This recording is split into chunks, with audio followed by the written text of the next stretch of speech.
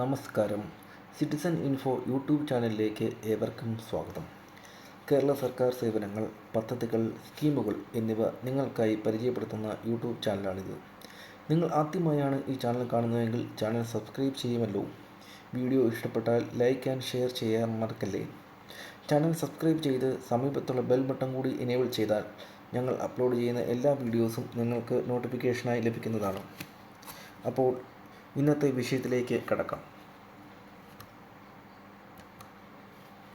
സർക്കാർ ധനസഹായത്തോടെ പാവപ്പെട്ടവർക്ക് ഭവനം എന്ന സ്വപ്നം സാക്ഷാത്കരിക്കുന്നതിന് സർക്കാർ നടപ്പിലാക്കി വരുന്ന പദ്ധതികളാണ് ലൈഫ് മിഷൻ, PMAY, തദ്ദേശ സ്വയംഭരണ സ്ഥാപനങ്ങളുടെ സഹായത്തോടു കൂടിയുള്ള മറ്റ് ഭവന നിർമ്മാണ പദ്ധതികൾ എന്നിവ. ഇത്തരത്തിലുള്ള പദ്ധതികൾ പ്രകാരം ലഭിച്ച വീടുകൾ വിൽക്കുന്നതിന് സർക്കാർ അനുമതി ആവശ്യമാണ്. അപ്രകാരമുള്ള അപേക്ഷകൾ അനുമതിക്കായി വലിയ കാലതാമസം നേരിടുന്നുണ്ട്.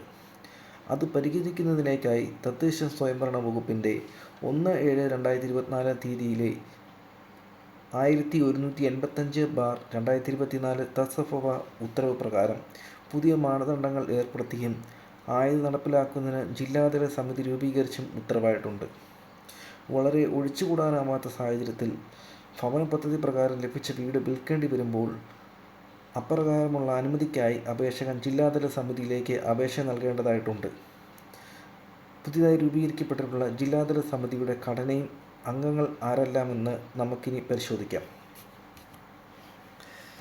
ജില്ലാ കളക്ടർ ചെയർമാനായിട്ടാണ് സമിതി രൂപീകരിച്ചിട്ടുള്ളത്.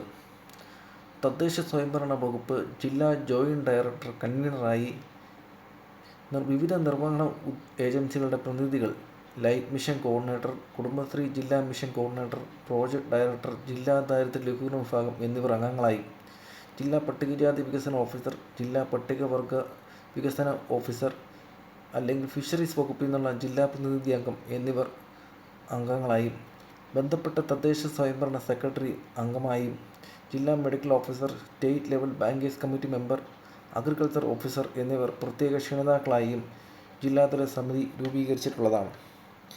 ഇനി അപേക്ഷ സമർപ്പിക്കുന്നതിലേക്ക് ആവശ്യമായ രേഖകൾ ഏവയൊക്കെയാണെന്ന് പരിശോധിക്കാം. സമിതി മുമ്പാകെ സമർപ്പിക്കേണ്ട രേഖകൾ: ഗുണഭോക്താവ് തദ്ദേശ സ്വയംഭരണ സ്ഥാപനവുമായി ഒപ്പുവച്ചിട്ടുള്ള രജിസ്റ്റർ ചെയ്ത കരാറിൻ്റെ പകർപ്പും വീട് വിൽക്കുന്നതിൻ്റെ ആവശ്യകത വ്യക്തമാക്കുന്ന രേഖകൾ സഹിതം അപേക്ഷ സമർപ്പിക്കേണ്ടതാണ്.